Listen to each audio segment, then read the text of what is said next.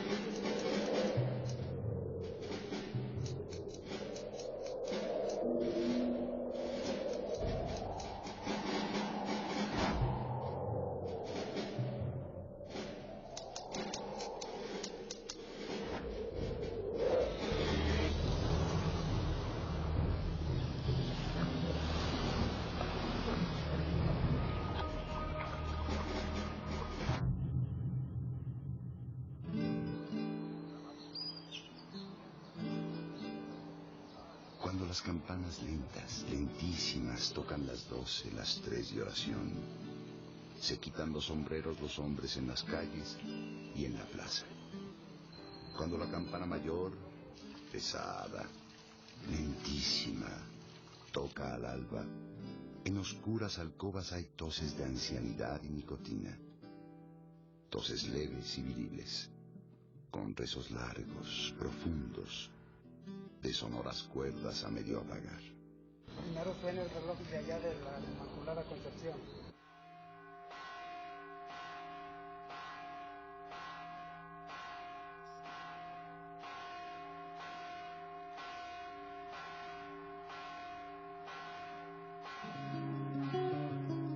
Agustín Yáñez es uno de los escritores de mayor relieve en el panorama de las letras nacionales. Su obra, Al filo del agua, marca el inicio de la novela contemporánea mexicana. La obra que lo consagra, que es Al filo del agua, pues es una obra de otras dimensiones, ¿no?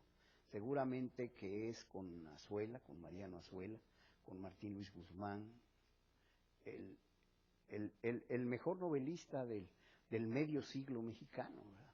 Don Agustín básicamente es un parteaguas entre la novela de la Revolución y la novela moderna en México. Es Al filo del agua. Yo creo que es autor de una de las novelas esenciales de la literatura mexicana del siglo XX, Al filo del agua. Pienso que su clásico indiscutido es Al filo del agua, que es una novela que es del 47, que para mí termina un poco la primera gran etapa de las letras mexicanas del siglo XX. Es un autor que enriquece de una manera muy importante la novela y la narrativa del siglo XX mexicano. Es la novela con la que se abre la novelística mexicana a la modernidad, ¿no? El filo del agua implica una modernización de la novela mexicana del siglo XX, una serie de técnicas que se estaban utilizando en el mundo occidental, sin la cual no entenderíamos el posterior desarrollo de nuestra literatura. Empieza el siglo XX. México vive momentos de gran tensión previos a la gesta revolucionaria que marcará un nuevo rumbo al país. En un barrio típico de Guadalajara, El Santuario, nace Agustín Yáñez el 4 de mayo de 1904. Sin embargo, hay quien asegura que el escritor vio la primera luz en Yahualica, el pueblo donde nacieron sus padres.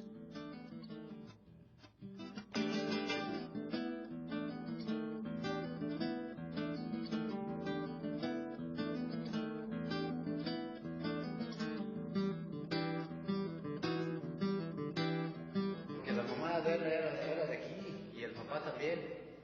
Y entonces la mamá de ella nos platicaba Nos platicaba que aquí había nacido y que bajaban a la barranca y él estaba chiquito, a la barranca que abajo.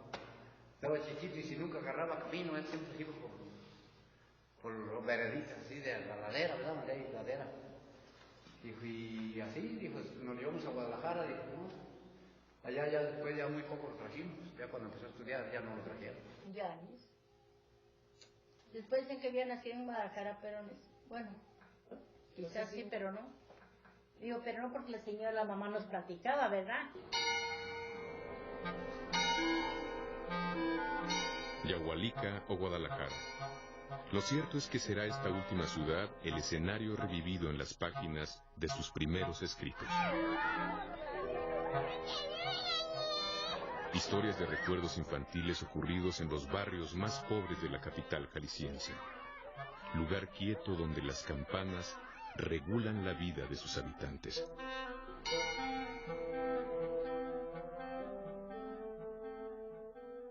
Era un niño de extracción humilde, vivía en un barrio popular.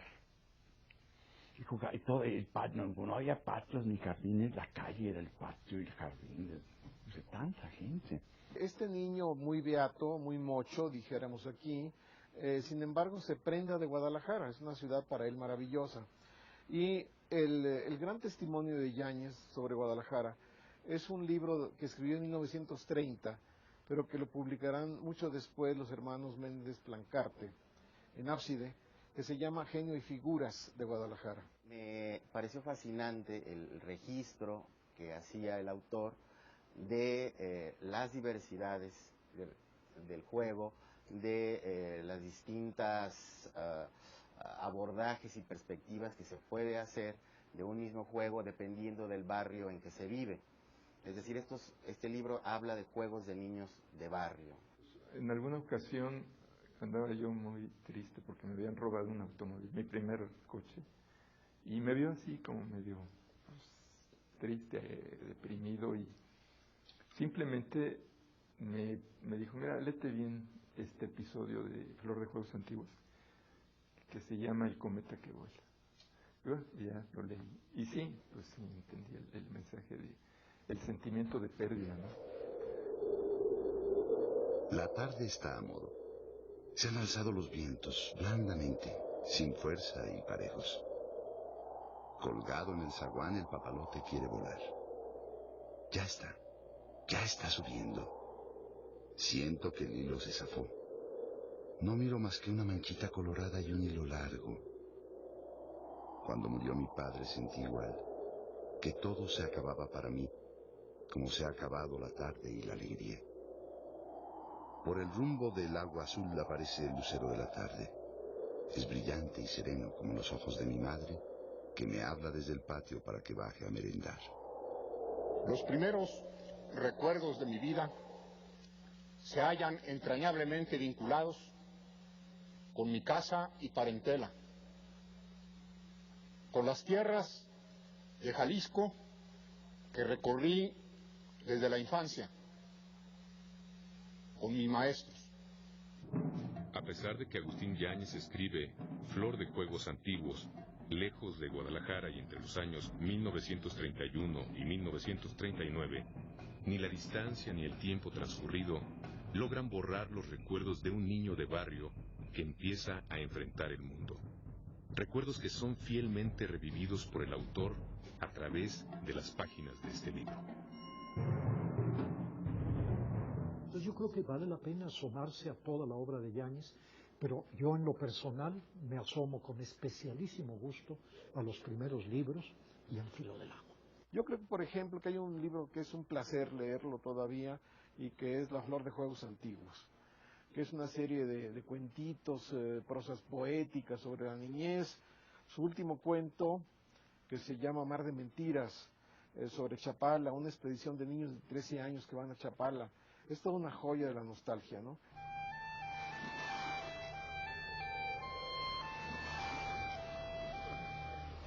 Rizando las aguas se fue la tarde. Alborotóse la laguna y el viento bailó sobre ella con furia de marido celoso. Zarandeó la barca de los 30. Yo Novicio en amores, empecé a tener miedo. Un miedo gozoso de trovante puesto en peligro a despecho del viento y de la lluvia. Suegra, sonreía a la laguna, y la hubiese acariciado largamente, incomparable en su tormento, si la barca no fuera tan alta. En la proa me puse a cantar y a temblar con morosa delectación. El viento subió sus gritos, estremecieron los látigos de los truenos, y la laguna gemía retorciéndose.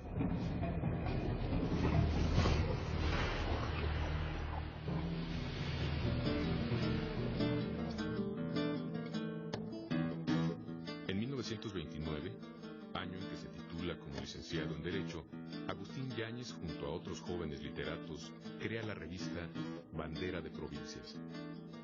Una fuerza importante para impulsar las letras mexicanas en el estado de Jalisco y difundir las innovaciones en la literatura. Kafka, Claudel, Joyce. Fue una revista pionera en muchos aspectos. Trabajaban ahí gentes como Efraín González Luna, como José Arriola Adame, y era una revista muy afrancesada, por supuesto. La primera traducción que se hace, desde luego una traducción parcial, del Ulises de Joyce se hace aquí en Guadalajara, precisamente en una revista que dirigía Agustín Yáñez y que se llamó Bandera de Provincias. En Bandera de Provincias, en el año 1929, se traduce un capítulo del Ulises de Joyce y que tenía 7 o 6 años de haber sido publicada. Y que no había sido traducida todavía al español completa. Entonces aquí se traduce un capítulo y se publica además un ensayo de Efraín González Luna. Pero ahora, recuperando la revista, tuvo gran importancia en el desarrollo cultural de la provincia.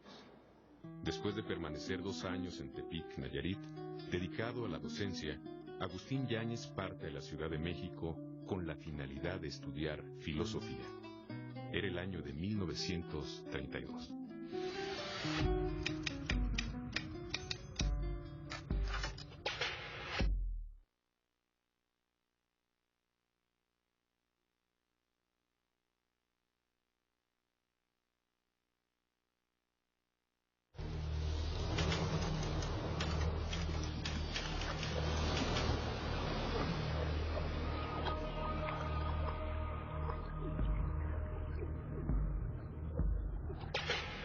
Nuestros diálogos eran pues de muy pocas palabras, eran, como digo yo, de silencios muy elocuentes entre los dos. Y un amigo alguna vez hasta me bromeaba y me decía, ya me imagino cómo son los diálogos con tu papá. Y sí, eran de pocas palabras, pero como que nos entendíamos mucho. La década de los 30 fue decisiva para Agustín Yáñez. Se instala en la capital. Obtiene su maestría en la Facultad de Filosofía por la Universidad Nacional Autónoma de México y forma una familia al lado de Olivia Ramírez Ramos. Mucho amor, mucho cariño de su parte, mucha orientación. Fue un padre estricto con nosotros, sobre todo en nuestros estudios, en nuestras obligaciones escolares, pero siempre nos iba guiando, nos iba inculcando el hábito de la lectura y nos orientaba siempre qué tipo de lecturas, y cuando teníamos algún trabajo que realizar, pues nos daba la bibliografía, nos ayudaba mucho. Un hombre muy recto y con una capacidad de trabajo y tenacidad, porque nada le fue gratuito, luchó mucho para lograr lo que él logró. El incansable maestro de preparatoria, el activo servidor público y el promotor de numerosos proyectos se da tiempo para estar con su familia y escribir.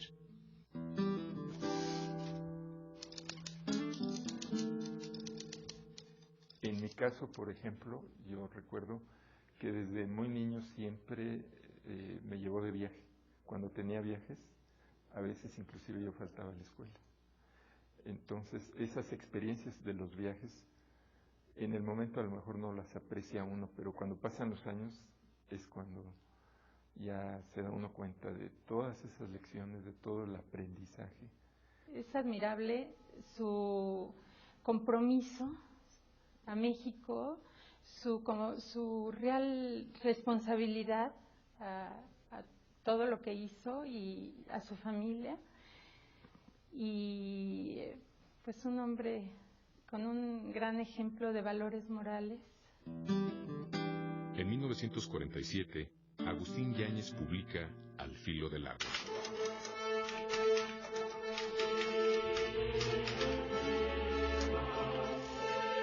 Novela que describe la vida triste y religiosa de un pueblo perdido de Jalisco poco antes de que estalle la Revolución de 1910. En esta obra, Yáñez pinta un vigoroso mural de la vida provinciana y describe el ambiente y las causas del movimiento que dio un nuevo rumbo al país.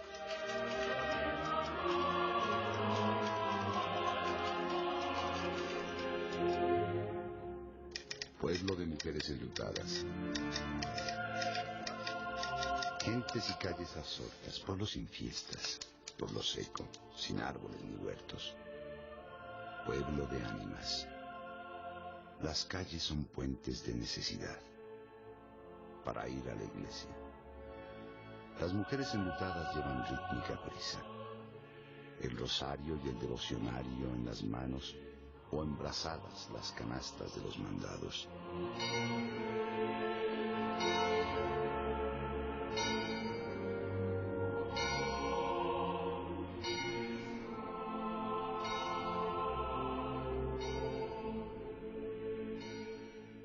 El personaje Al filo del agua, en un sentido es el pueblo, en otro sentido son Micaela, María, la señora Victoria, Micaela y algunas personas más, algunos hombres que enloquecen por la castidad, por la prohibición de que el cuerpo se manifieste normalmente. Yáñez es el primero que dice qué fue lo que sucedió antes de la revolución, qué es lo que detona esa revolución, y por lo tanto enfoca su novela, que es un microcosmos de un lugar no identificado cerca de Guadalajara, entre Yagualica, pero tampoco es Yagualica, es un lugar innombrado. Es el pueblo de Al filo del agua, es el pueblo de mis abuelos, el pueblo de los antepasados de mi papá. Y sí, bueno, desde niño nos llevaron en varias ocasiones. Cuando yo leo Al filo del agua veo enfrentarse las mismas fuerzas que se enfrentaron en la literatura clásica, estoy pensando en la griega sobre todo, y las veo enfrentarse en la propia banqueta de mi pueblo. Y me doy cuenta que esas amenazas entre el cielo y la tierra se reproducen de nuevo con diferentes dioses y con otros personajes. Pero ahí no cambia, sino que estos nuevos héroes y estos nuevos dioses hablan con mi lenguaje y tienen mis preocupaciones. Con destreza de pintor y a través de un estilo innovador, Agustín Yáñez detalla la atmósfera de este pueblo y traza con precisión el carácter de sus personajes.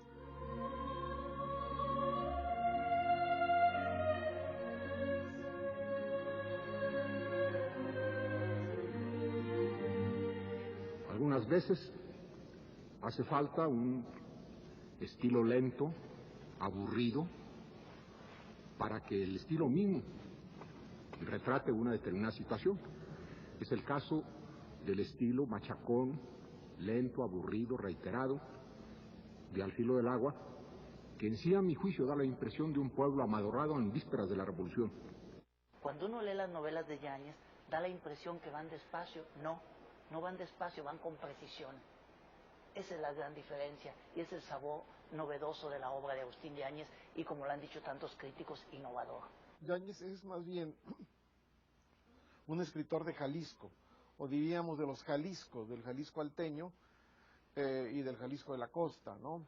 Y es un recolector de palabras, de caliciencismos y de refranes, lo que hace su lectura un tanto cuanto, diría yo, lodosa, es como caminar así en un campo mojado, ¿no? No se avanza. Es un autor de una casi desmesura en el uso de las palabras. Es decir, hay en él un lujo verbal que no está necesariamente peleado con la exactitud, con la precisión de la expresión. El destino en marcha de sus feligreses le parecía el rodar de canicas en aquellos juegos de feria, donde un impulso imperceptible modifica las derivaciones por caminos diferentes, embargando la expectación de jugadores y curiosos. Las canicas van rodando a su final destino, lentas o rápidas, contenidas en algún cruce de camino, indecisas, luego violentamente precipitadas. Descendiente de la gran tradición española y de la perspectiva trazada por Fernández de Lizardi, alentado por la comedia humana de Balzac e inspirado por la música fúnebre de Fauré, Agustín Yáñez escribe Al filo del agua con nuevas técnicas literarias inspiradas por Dos Pasos, Joyce, Faulkner, Aldous Huxley. Son sus modelos.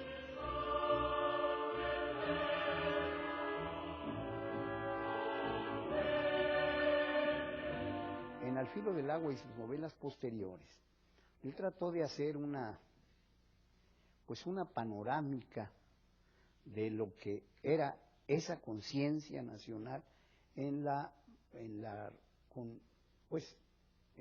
apoyada en diferentes actores, ¿no? Los personajes de sus novelas. Al filo del agua es una obra armónicamente creada para que sus criaturas la habiten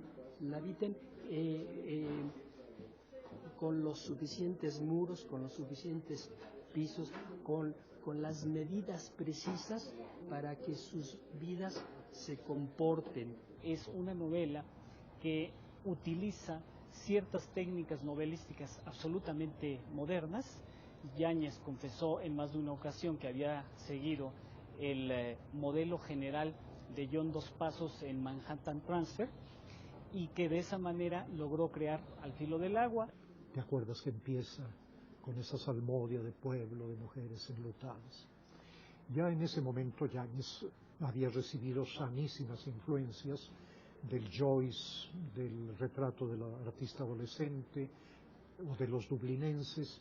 Esa influencia está palpable en algunos de sus primeros libros sobre gentes de Guadalajara, genio y figura de Guadalajara.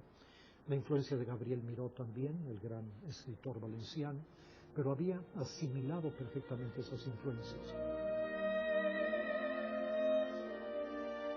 Así, Agustín Yáñez alcanza reconocimiento pleno y a finales de los 40 y principios de los 50 es nombrado miembro titular del Seminario de Cultura Mexicana, así como del Colegio Nacional y de la Academia Mexicana de la Lengua.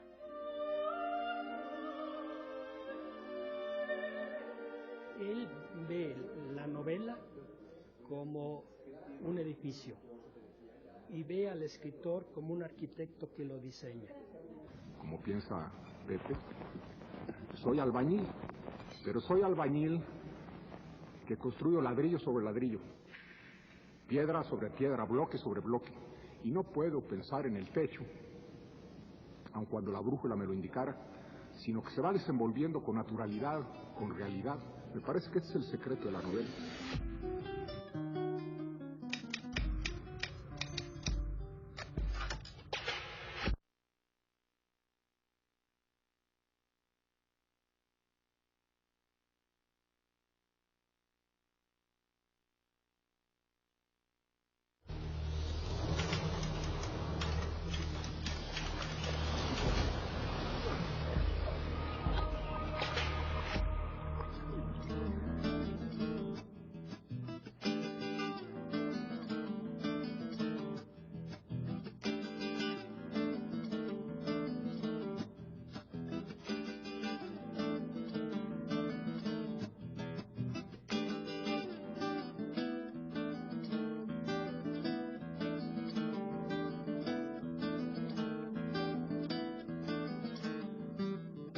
Yo creo que en el caso de Agustín, su calidad y su fama como escritor oscurece su obra como gobernante.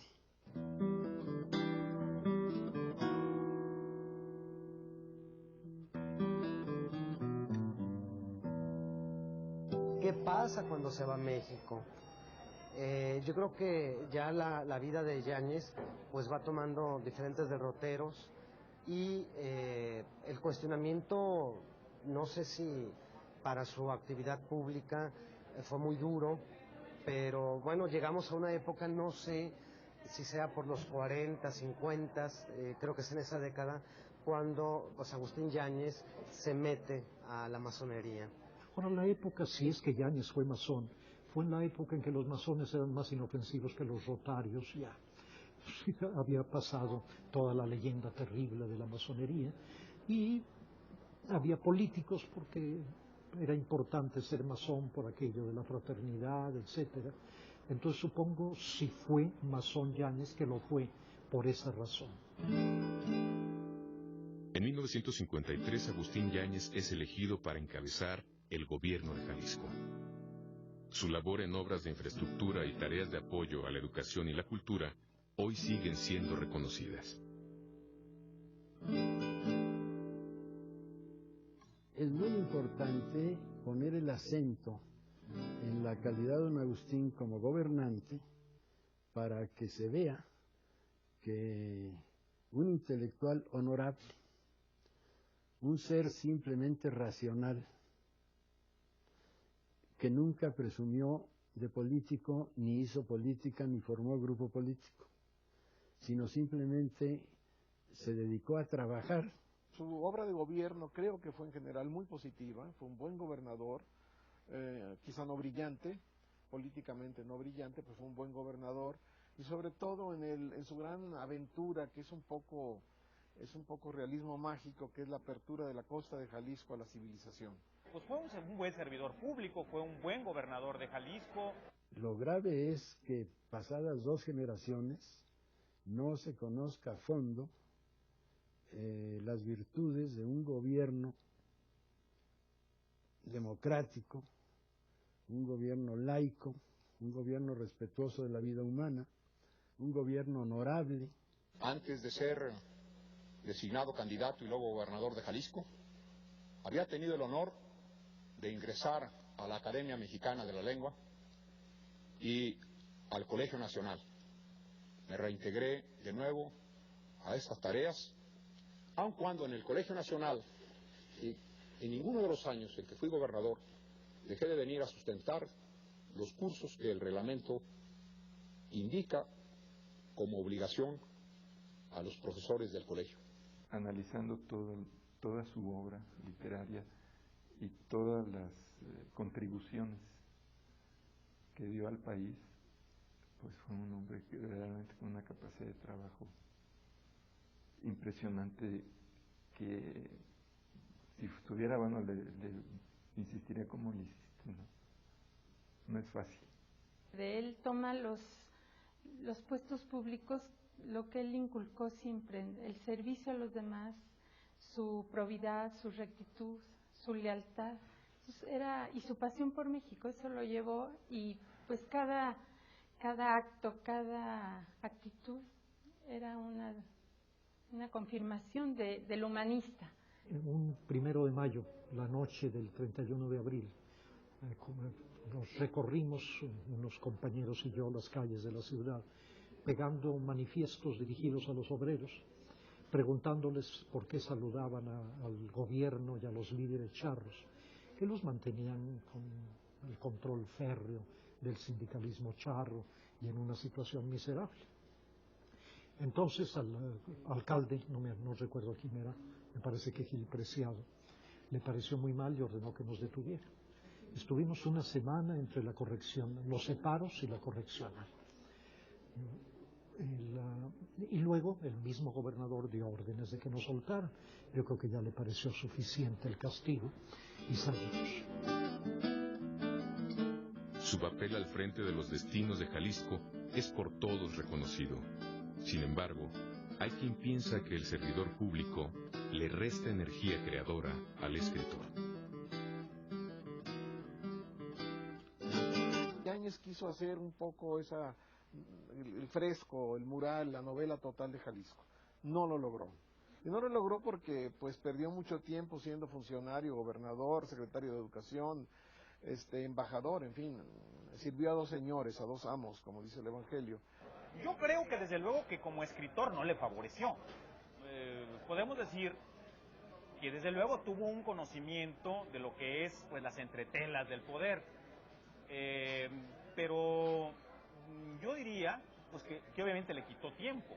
Pues yo en general escribo por circunstancias de la vida en la noche, a máquina directamente y solo cuando tengo algunas dificultades de expresión que me harían sacar el papel varias veces, redacto algunos apuntes para acertar la colocación de las palabras, el uso de las palabras, el desarrollo del párrafo siguiente que no me resulta ligado, como decíamos, bloque sobre bloque.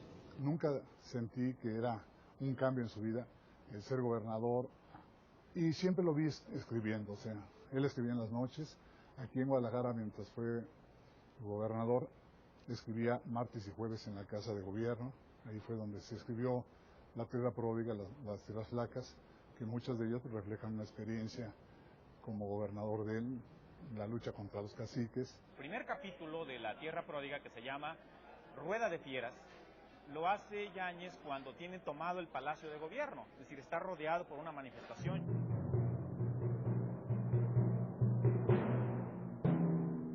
Conquistadores, caciques, forajidos, rueda de fieras. En otra ocasión se hubieran agarrado a balazos. Yo en medio de las fieras sin pretender ser su domador. Tú, robador de ganado y aspirante a garantías. Tú, destructor de bosques y amante de la ley. Tú, matador de hombres y aspirante a ternuras humanas. Ustedes, explotadores y ansiosos de ayuda. Yo, ingenuo en medio de la rueda.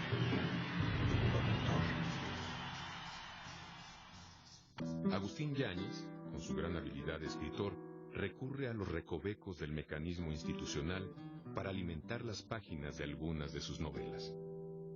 A pesar de que ya hay altibajos en la obra posterior de Yáñez, ahí están Las Tierras Flacas, que es una magnífica novela, La Creación, que es interesante novela, La Tierra Pródiga también, Ojerosa y Pintada. Las otras novelas, de lo que llamaría yo el mural jalisciense, Las Tierras Flacas y La Tierra Pródiga, ¿sí? Pero ojo, no es una lectura ágil, digo, es como caminar en el campo después de la lluvia, por los surcos, pero creo que es un escritor al cual no le podemos ya negar el título de clásico.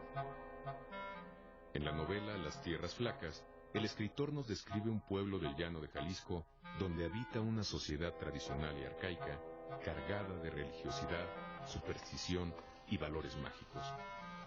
Ahí, una máquina de coser significa la llegada de la ciencia y la técnica con su secuela de conflictos socioeconómicos.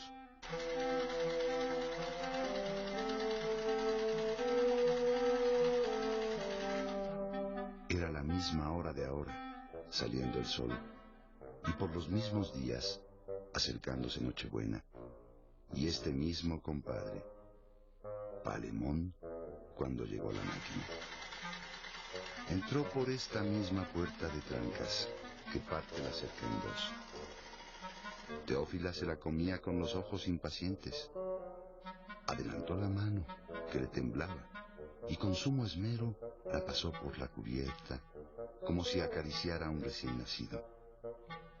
Tocó los cajones con la yema de los dedos. Sin decir palabra, fue por unos hilachos, acercó la silla y se puso a coserlos con pulso firme, llevándonos de sorpresa en sorpresa.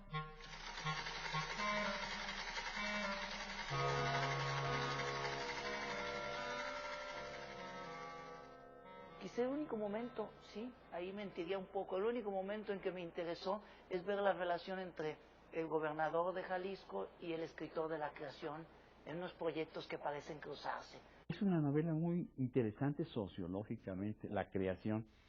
¿Cómo era el México de los años 20, el México de Vasconcelos, el muralismo, la universidad, el Ateneo de la Juventud, los contemporáneos, un periodo de los más brillantes de la vida mexicana en que había dos posiciones polares, o eres cosmopolita o universal. Está claro que el espíritu creador de Agustín Yáñez encuentra, mientras conduce los destinos de la amada tierra, experiencias suficientes para alimentar su hambre de escritor. Que le agradece mucho que haya dejado de ser gobernador para que siguiera escribiendo, aunque sé que mientras fue gobernador siguió escribiendo, que conste. Diríamos pues que además el hecho de ser funcionario tampoco le granjeó la simpatía de la inteligencia mexicana.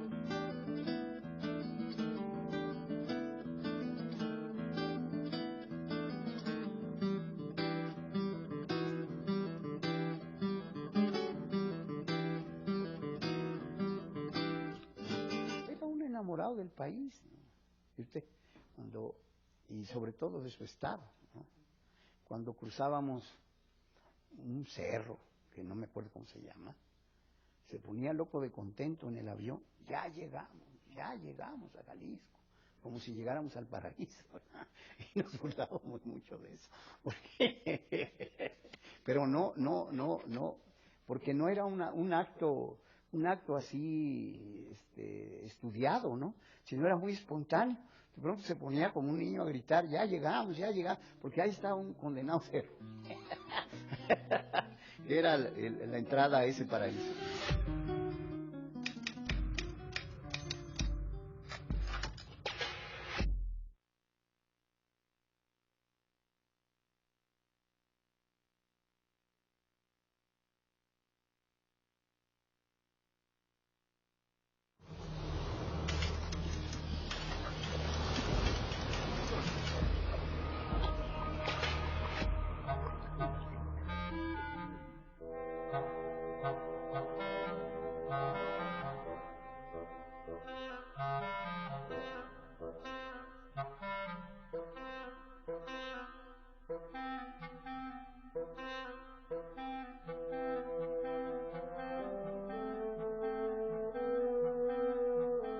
Como funcionario, su principal dedicación fue lo relativo a la educación, a darle sentido nacional a la educación. Maestro por vocación desde los años juveniles, Agustín Yáñez forma a numerosas generaciones en planteles de Guadalajara, Tepic y la Ciudad de México. Promueve grandes empresas culturales. Edita diarios y revistas. Ofrece conferencias como miembro del Colegio Nacional. Es miembro del Servicio Exterior y además continúa con su labor de escritor. Agustín Yáñez, pues, muestra en toda su labor una permanente inquietud por que México encuentre su propia expresión cultural. Fue un hombre que quiso hacer el bien a su país como funcionario público y que escribió una obra notabilísima que ahí está para las generaciones actuales y para las que vienen. En el orden de la educación,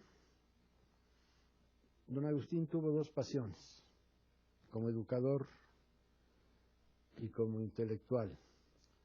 Hacer el centro normal, y de otra parte se hizo la Casa de la Cultura Jalisciense, la primera en el país. Él suponía que si había una mayor preocupación cultural, un mayor conocimiento de fuentes, una mayor sensibilidad para captarlos, pues obviamente que el país tomaría otro rumbo. Quiso ser un gobernador civilizado, civilizatorio, creó la primera Casa de la Cultura que se hizo en México. La hizo se inauguró aquí en el año 1959, la Casa de la Cultura Jalisciense. Tanto en Guadalajara, su ciudad natal, como en México, Agustín se dedicó a enseñar, dio clases de literatura, clases de estilística y también enseñó algunos aspectos de la filosofía. Fue un maestro muy respetado y querido, y son legiones de las personas que aprendieron literatura a través de sus sabias enseñanzas. Creo que como humanista se distinguió la vida de Agustín, no solamente en su vida misma, sino en sus obras, y su humanismo trasciende, por lo tanto, a toda la juventud. Un ejemplo de la preocupación de Yáñez por la cultura y la actividad artística es su novela La Creación, donde su protagonista, Gabriel, el campanero de Al filo del agua, encarna al artista que busca el espíritu nacional para elevarlo al plano de la universalidad en la medida de su poder creador. El hombre golpea sobre la baranda con el puño cerrado, crispado. Al golpe responde una vibración metálica. Por el estímulo del ademán vibran en la conciencia los primeros acordes de la Quinta Sinfonía de Beethoven, sentidos desde siempre por el viajero como golpes a las puertas del destino.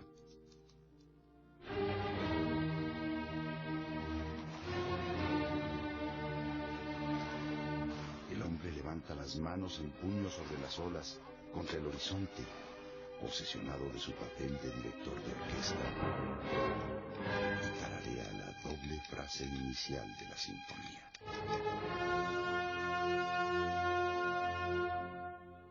Si flor de juegos antiguos son los estados de ánimo en el despertar de la niñez, si archipiélago de mujeres son las inquietudes y fervores de la adolescencia y la juventud, la ladera dorada, a través de historias de dioses y héroes, describe la madurez, la senectud, el final de la vida. En 1964, Agustín Yáñez ocupa el cargo de secretario de Educación Pública. Durante su gestión promueve en las primarias la técnica de aprender haciendo y en las secundarias el de enseñar produciendo. Crea el servicio de orientación vocacional. Introduce la enseñanza por televisión. Impulsa la construcción de espacios educativos y la difusión de textos para alumnos y maestros. Llega 1968. Yáñez sigue al frente de la Secretaría de Educación Pública.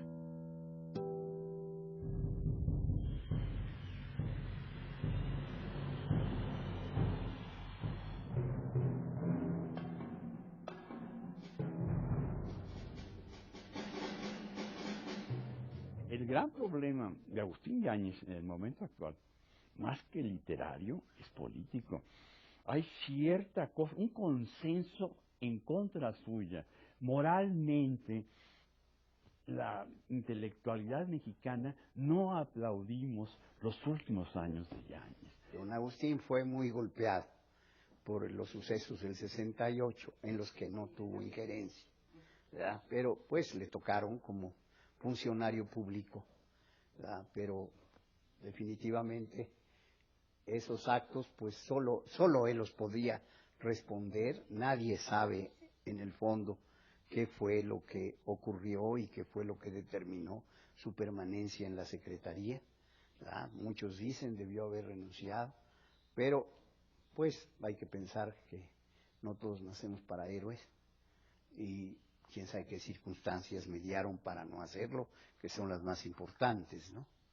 Don Agustín, diríamos, tiene un lastre que es haber sido colaborador en la primera línea, de primer nivel, con un gobierno de la República que tuvo un mal fin, o tuvo un mal remate, que fue el de Gustavo Díaz Ordaz. ¿Cuáles eran las opciones que tenía Agustín Yáñez frente a una situación como la que se le presentaba? No, y le reprochan no haber renunciado. ¿Pero a cuento de qué? Por los hechos de 68. ¿Qué diablos tenía que ver el secretario de Educación en esos sucesos? También era un intelectual, pero yo que era un intelectual de las 7:30 de la noche en adelante, ¿no? Y de sábado y domingo, lo cual es muy triste. Yo, en todo caso, más que reprocharle que no se haya lanzado a la protesta y a unirse al movimiento 68, que era bastante improbable, lo que yo en todo caso le podría criticar es que haya preferido la chamba a la obra, ¿no? Yáñez no renunció y eso lo ha pagado con sangre y con tinta y papel. No lo lee la gente. Agustín Yáñez renuncia. Sin embargo, continúa al frente de la Secretaría a su cargo. Hay testimonios en uno de los libros de memorias de Ricardo Garibay que se llama ¿Cómo se gana la vida?, menciona que él fue testigo presencial de que en un acuerdo que tuvo en Los Pinos, Agustín Yáñez, que había sido maestro en la Preparatoria Nacional de Ricardo Garibay, llevó su renuncia y que enfurecido el presidente de la República, Díaz Ordaz, no se la aceptó. Un hombre que no le fue nada ajeno en la tierra, ¿no? Como gobernante fue un excelente gobernador. Creo que como hombre, en toda su acepción de la palabra, también lo fue. Sí renunció en el 68 a la Secretaría de Educación Pública. Díaz Ordaz no lo dejó. Cuando siendo secretario de Educación en el régimen de Díaz Ordaz, presentó su renuncia. Esto es algo importante decirlo. Él presentó su renuncia a la Secretaría de Educación, pero Díaz Ordaz no se la aceptó y lo amenazó soezmente. Entonces Yáñez dio marcha atrás. Yo no lo juzgo, yo no sé qué hubiera hecho yo frente a ese energúmeno. Han transcurrido 100 años desde aquel 4 de mayo, en el que no solo despuntaba un nuevo siglo, sino también nacía el escritor que daría un nuevo perfil a la novela contemporánea mexicana. Agustín Yáñez. Agustín, el niño que creció entre la educación tradicional y el fragor de la Revolución de 1910. El joven que encontró la vocación de enseñar y la convirtió en el empeño de toda una vida. El hombre que amó a su país y trabajó para fortalecer una cultura nacional. El hombre que formó una familia y fue fiel a su humanismo. Agustín Yáñez, el novelista. El creador que vive en las páginas de su obra.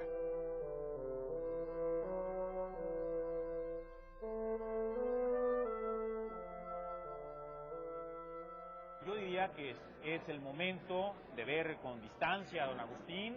El centenario es una muy buena ocasión para que don Agustín salga del purgatorio, en el cual, después de la muerte, todo escritor debe entrar. Sí me gustaría que este homenaje permitiera que se difundiera más la obra de mi papá y que se conociera y que los jóvenes lo conocieran, porque lo que necesitamos en México es gente que conozca sus valores y que conozca su historia y que se conozcan las obras de las gentes que hicieron este país, ¿no? Y es un escritor de peso completo, de la cabeza a los pies, que trabajó mucho para llegar a ser una obra importante.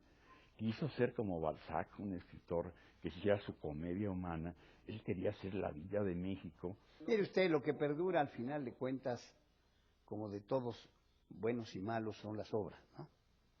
Entonces lo que perdurará de Agustín Yáñez pues, es su obra literaria. Me parece que, por supuesto, su faceta humana más importante es la de ser un gran escritor, un escritor que sin duda tiene un lugar en la literatura mexicana, en la historia de la literatura mexicana y, por qué no decirlo, también en la de nuestra lengua, ¿no? de la lengua española. Las obras, en la medida en que sean productos de un talento, de un rigor, de un sentido artístico profundos, permanecen intactas, más allá de lo que el individuo en su vida social pueda haber experimentado. La lectura de Yáñez sería el mejor homenaje.